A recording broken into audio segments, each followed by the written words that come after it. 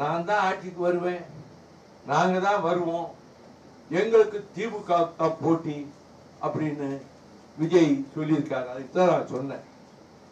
அரசியலில் ஆத்திச்சூடி கூட தெரியாத இந்த மனிதர் நான் ஆட்சிக்கு வந்து இப்பொழுதே முதலமைச்சர் ஆகிவிட்ட மாதிரி கனவு உலகத்தில் மிதந்துகிட்டு அந்த உணர்வோடு அடுத்து நான் தான் சொல்றாரு. காகித கப்பலில் கடல் தாண்ட முனைகிறார், ஆகாய வெளியில் கோட்டை கட்டுகிறார். அவரது கனவுகள் அனைத்தும் காணல் நீராக போய்விடும். 41 பேர் செத்து கிடக்காங்க. ஓடி வந்துட்டு திருச்சியிலையும் தங்காம ஒரே ஓட்டமா மெட்ராஸுக்கு வந்துட்டு அது பிறகு பக்கமே போகாம அதை பற்றி ஒரு குற்ற உணர்ச்சி இல்லாம வருத்தப்படாம கையில ரூபா இருக்குன்னு சொல்லி நான் நிதி கொடுக்கிறேன், எல்லாம் என்னே பார்க்க வாங்க. எங்கேயும் துஷ்டி கேட்க போறவன் இளவு கேட்க போறவன் அந்த வீட்டுல போய் தான் கேட்பானே தவிர அந்த துஷ்டி வீட்டுக்காரன் இளவு வீட்டுக்காரன என் வீட்டுக்கு வாரா இளவு கேட்கிறேன்னு தமிழ்நாடு சரித்திரத்திலேயே யாரும் செய்யாத பித்தலாட்டத்தனம். அண்ணா திராவிட முன்னேற்ற கழகத்திலே இருந்து அவருடைய பொதுச் செயலாளர் அனுப்பி வைத்த முக்கியமா சொன்னவர் ஓபிஎஸ். அதிமுக பொதுச் செயலாளரிடம் போய் அவர் நம் கூட்டணியில் நீடிக்க விரும்பவில்லை, அவர் சொல்றபடி நம்ம சீட்டு கொடுக்க முடியாது, அதனால முடிச்சுட்டாரு அப்படின்னு பொய்ய சொல்லிட்டார். போன கையிலேயே வச்சிருக்கிறேன். ஓபிஎஸ் கூப்பிடுவாரு, கூப்பிடவே இல்லை. ஏன்னா அவங்க எடுத்த முடிவுக்கு மாறா அவர் எந்த காரணத்தை முன்னிட்டு நம்மோட கூட்டு வரமாட்டாருன்னு ஓபிஎஸ் சொல்லிட்டாரு. அதன் பலனை என்று ஓபிஎஸ் அனுபவித்துக் கொண்டிருக்கிறார்.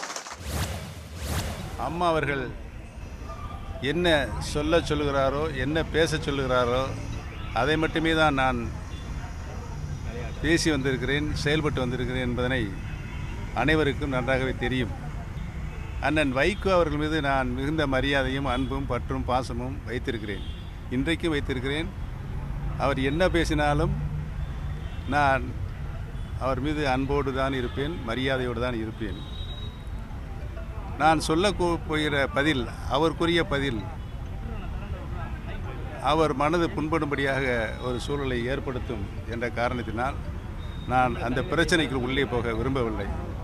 அரசியல் நாகரிகம் கருதி எந்த கருத்தை சொன்னாலும் அந்த கருத்து ஏனென்றால் 2011 நடந்த அந்த பேச்சு இன்று கிட்டத்தட்ட 14 ஆண்டுகள் ஆகிறது.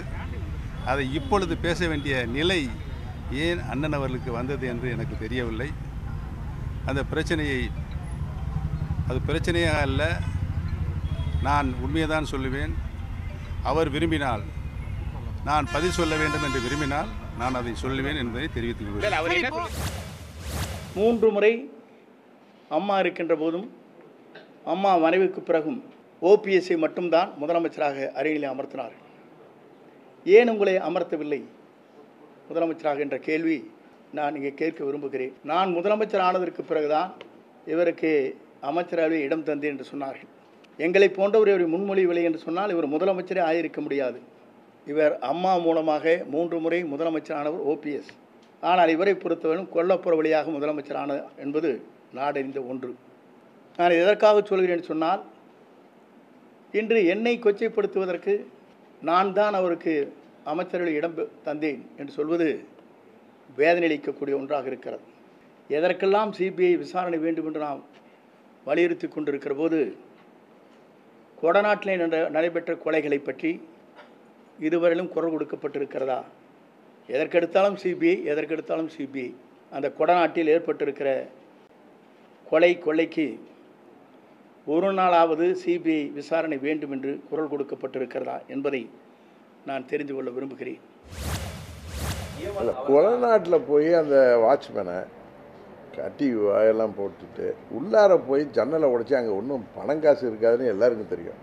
அங்கே போய் என்னத்தை ஃபைலை தேடினாங்கள, அது யார்? எம்எல்ஏக்களை பற்றி, கட்சியில் உள்ள மாவட்ட செயலாளர்கள், மந்திரிகளை பற்றிய அம்மா கேட்டிருக்க ரிப்போர்ட்டெல்லாம் போயஸ் கார்டனில் இருக்கும். நான் நிறையா கிழிச்சு போட்டிருக்கேன். நானும் டாக்டர் வெங்கடேஷும் அம்மா ரூமில் இருந்தெல்லாம் கிழிச்சு போட்டோம். ஏன்னா அவர்களெல்லாம் அவர்களுடைய வாழ்க்கைக்கே அதை நாங்கள் அது மாதிரி பிளாக்மெயிலர் கிடையாது. அதெல்லாம் உட்காந்து எங்கள் சித்தி அவர்கள் சொன்னதன் பேரில் அதெல்லாம் படித்து பார்த்து சிரிச்சிட்டு நான் எனது டாக்டர் வெங்கடேஷும் எல்லாத்தையும் கொளுத்தி போட்டோம். ஏன்னா அது அம்மா அவர்களுக்கு ஃபைலில் வச்சுருந்ததெல்லாம் அக்கா ரூமில் இருக்குப்பா, அதெல்லாம் பாருங்கள், தேவையில்லாதெல்லாம் நீக்கிடுங்கன்னாங்க. அதில் நிறைய பேர் அமைச்சர்களாக எல்லாம் இருந்தவங்க, அவங்களுடைய வண்டவாளங்கள்லாம் அதில் இருந்துச்சு. அதெல்லாம் கிழிச்சு போட்டிருக்கோம். அதுபோல் கொடநாட்டிலையும் இருக்குன்னு யாரோ போய் சொல்லியிருக்கான், எல்லாம் பயமுறுத்தி இருக்காங்க. அவங்க போய் அந்த கூர்காவை கட்டி போட்டு உள்ளார போய் ஜன்னலை உடைச்சிட்டு உள்ளார போனது. அவர் சொல்கிறார் பழனிசாமி, இவர் என்னமோ வன்மமாக சொல்கிறாரு அண்ணன் செங்கோட்டையன்னு. அதில் எத்தனை பேர் செத்தாங்க அங்கே உள்ள அந்த ஒரு இவன் இந்த ஆப்ரேட்டர் வந்து சூசைட் பண்ணிக்கிட்டான். அந்த டிரைவர் கனகராஜ் கொல்லப்பட்டார். இன்னொன்று அந்த யாரோ கேரளாவிலேருந்து வந்தாங்களே அவங்க வண்டிகள்லாம் இதெல்லாம் இதுக்கு பெனிஃபிஷியரி யாராக இருக்க முடியும்?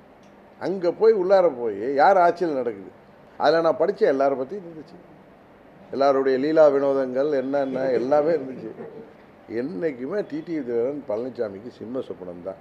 பழனிசாமியை நான் வீழ்த்த வேண்டிய அவசியம் இல்லை. அவரே கொல்லிக்கட்டையை எடுத்து தலையை சொரிஞ்சிட்டு வர்றாரு. யாரை கண்டாலும் பயம். அதனால் வந்து எனக்கே வேலை இருக்காது போல இருக்கு. அவரே எல்லா வேலையும் இந்த எலெக்ஷனில் முடிச்சுக்குவாருன்னு நினைக்கிறேன். இன்றைக்கு வாடிய பயிரை கண்டபோதெல்லாம் வாடிய வள்ளலாறு வாரிசு போல டிடிவி தினகரன் அவர்கள் மாண்புமிகு அம்மாவுடைய மறைவுக்கு பிறகு கட்சியும் ஆட்சியும் அபகரிக்க அவர் திட்டம் தீட்டினார். இதுதான் உண்மை. அவருடைய டிடிவி தினகரன் அவருடைய பருப்பு எடப்பாடியரிடத்தில் வேகவில்லை. அந்த விரக்தியின் வெளிப்பாடாக வாய் புளித்ததோ மாங்காய் புளித்ததோ என்று வாய்க்கு வந்ததெல்லாம் பேசிக்கொண்டே இருக்கிறார்கள். உனக்கு என்னப்பா, நீ பைத்தியம், எதை வேணாலும் பேசலாம் அப்படின்ற மாதிரி அம்மா அவர்கள் 10 ஆண்டு அவரை நடவடிக்கை எடுத்ததுனால மனநலம் பாதிக்கப்பட்டு விட்டாரோ என்கிற ஒரு கவலை அவருடைய தம்பிமார்களான எங்களுக்கெல்லாம் ஏற்பட்டிருக்கு. சனிக்கிழமை மாதிரி ஆகிப்போச்சு அவன் கதை. ஒரு நடிகன் கட்சி ஆரம்பிச்சு அவன் எந்த நேரத்துல சனிக்கிழமைன்னு சொன்னானோ கட்சியில சனிக்கிழமையே அவன் கதை முடிஞ்சு போச்சு. அவன் கதை கேட்டு இப்போ எங்களுக்கும் திமுக தான் போட்டி என்றான். அப்படி அருமன் எடப்பாடி அவர்கள்லாம் நியாயத்துக்கு பேசுறாங்க. ஆனால் அந்த நன்றி உணர்ச்சி கூட எல்லாம் அவன் சொல்றான், நீ திமுக எனக்கு தான் போட்டி. அப்படி அருமையண்ணன் பகுதி செயலாளர் சொன்ன போல அவன் இது வரைக்கும் ஒரு கவுன்சிலரா கூட வந்ததில்லை. அவன் வந்ததே ஒரு வருஷத்துல சனிக்கிழமை ஒரு 4 கூட்டம் பேசியிருப்பான். அவ்வளவுதான் அவனுடைய அரசியல் வரலாறு. ஆனால் இன்றைக்கு நம்முடைய அனைத்து இந்திய அண்ணா திராவிட முன்னேற்ற கழகம் இன்றைக்கு அவன் அதை பத்தி தெரியாது. 30 ஆண்டு காலம் ஆட்சியில் வந்த கழகம் நம்ம கழகம். அதை பத்தி வரலாறு தெரியாம பேசுறாங்க. உடனுக்குடன் செய்திகளை தெரிந்து கொள்ள சன் நியூஸ் பெல் ஐகானை கிளிக் பண்ணுங்க.